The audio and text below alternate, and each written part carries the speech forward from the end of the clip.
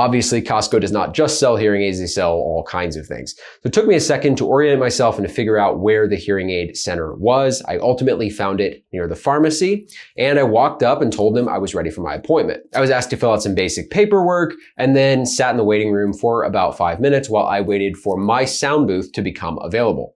When it was available, I was invited inside a sound-treated room, so the din of the Costco suddenly fell away. It was very quiet inside of this sound-treated room, and my hearing test began. The first step of the Costco hearing test measures your ability to hear pure tones or beeps in either ear. So I had a foam headphone put into each of my ears, and I listened closely, and if I heard the beep, I clicked the button. If I did not hear the beep, I did not click the button. The next step was to test my ability to hear in noise. The Costco representative also tested my ability to hear through bone conduction.